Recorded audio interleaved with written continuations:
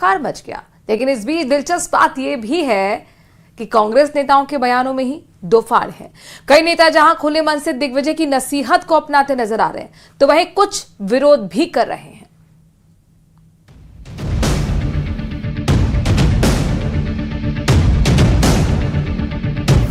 संगठन पर सवाल, कांग्रेस में बवाल। कांग्रेस में कलह, नेताओं की बदली राह। पोस्ट पर सियासत आई, अब सफाई आई। कांग्रेस के दिग्गज नेता कहे जाने वाले दिग्विजय सिंह के एक बयान ने पूरे संगठन को झकझोर कर रख दिया है। एक तरफ जहां नेताओं ने सफाई वाले बयान देने शुरू कर दिए, तो वहीं कुछ लोगों ने अब खुलकर समर्थन देना भी शुरू कर दिया, जिसके बाद से सवाल खड़े हो रहे हैं कि क्या वाकई एक बार फिर कांग्रेस गुटबाजी से जूझ रही है। मैं भी चाहता हूं कि हमारे संगठन जरा सा मजबूत हो और हमारे संगठन के अंदर तो डिसिप्लिन होना ही चाहिए, तो लॉजिकल है। सिंह जी जो कहते हैं उस पर टिप्पणी करने की आवश्यकता नहीं है।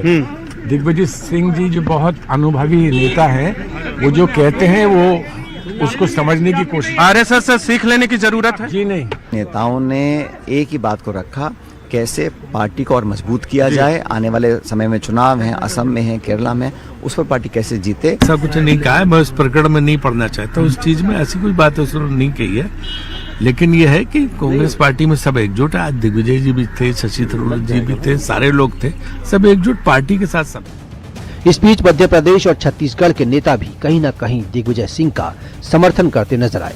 जहां एमपी कांग्रेस प्रदेश अध्यक्ष जीतू पटवारी ने भी माना कि संगठन को मजबूत करने की जरूरत है, तो वहीं दूसरी ओर छत्तीसगढ़ कांग्रेस नेता टीएस सिंहदेव का कहना है कि उन्होंने ये बात 8 साल पहले ही कही थी।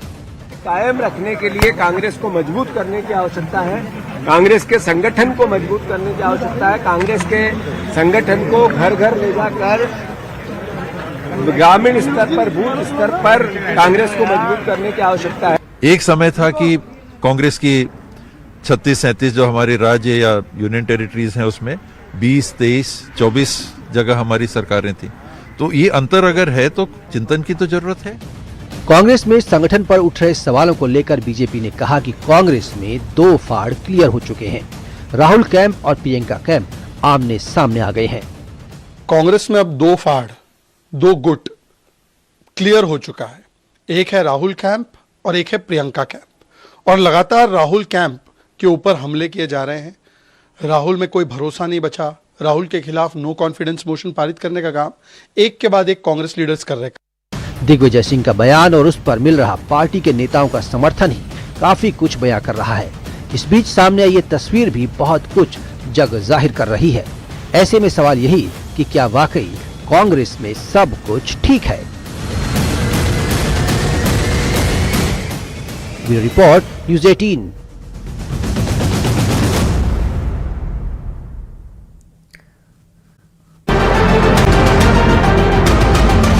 (2027) की तैयारियों में जोर शोर से जुटी बीजेपी को पिछले कुछ महीनों में सामने आए मुद्दों से गहरा झटका लगा है।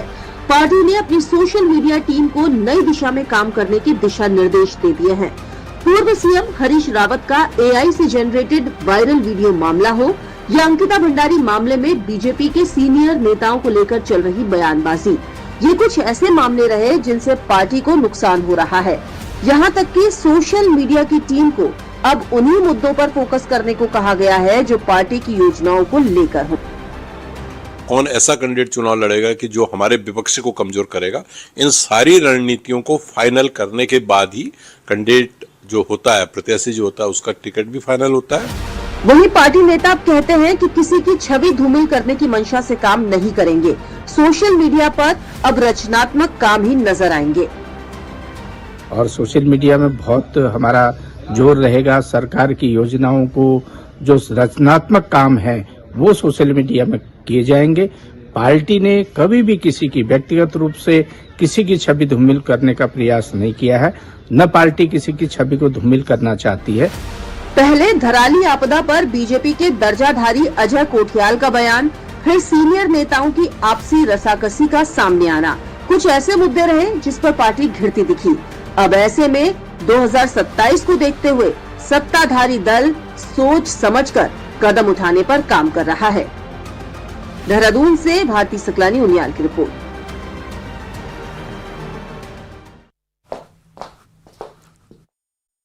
कलाकारों की आमद से न केवल जैन समाज के सदस्यों में उत्साह का माहौल है, बल्कि पूरे क्षेत्र में सितारों की झलक पाने के लिए भारी उत्सुकता भी देखने को मिल रही है। जैन स्नेह मिलन समारोह के तहत आयोजित इस सांस्कृतिक संध्या में ये कलाकार अपनी विशेष प्रस्तुतियां देंगे। सुनील ग्रोवर और कीकू शारदा जैसे मजेदार कलाकारों की जुगलबंदी को देखने के लिए आयोजकों ने व्यापक स्तर पर तैयारी की है। सितारों का ये काफिला जब रणकपुर स्थित होटल माना पहुंचा तो वहां उनका जोरदार स्वागत किया गया। किशन चौधरी के नेतृत्व में प्रशासक और आयोजक मंडल ने फूलों के हार पहनाकर राजस्थानी परंपरा से सभी कलाकारों का भव्य अभिनंदन भी किया।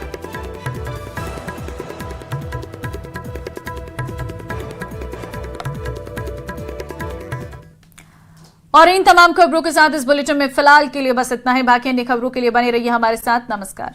जयपुर एयरपोर्ट से दरअसल जयपुर एयरपोर्ट पर एयर इंडिया की फ्लाइट में हंगामा देखने को मिला है। अमृतसर की डाइवर्ट फ्लाइट में 3 घंटे तक हंगामा हुआ। अमृतसर जा रही फ्लाइट कोहरे के चलते जयपुर डाइवर्ट हुई थी। हंगामे का वीडियो कल का बताया जा रहा है। वीडियो भी आपको हम दिखाएंगे। जमकर हंगामा हुआ है। एयर इंडिया की फ्लाइट है। अमृतसर की डाइवर्ट फ्लाइट में 3 घंटे तक हंगामा चलता रहा। आपको बता दें कि अमृतसर जा रही फ्लाइट कोहरे के चलते जयपुर डाइवर्ट हो गई थी। हंगामे का वीडियो जो आपको हम दिखाएंगे वो कल का है।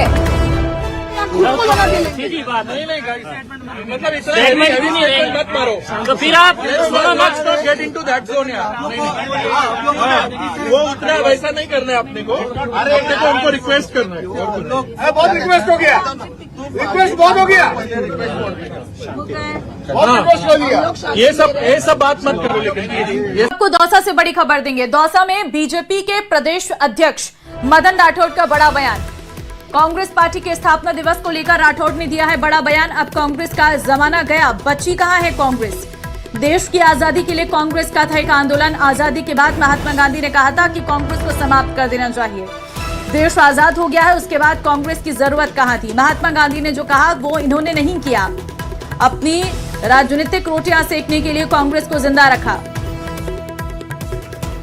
मैं सोचता हूं कि अब कांग्रेस का जमाना गया।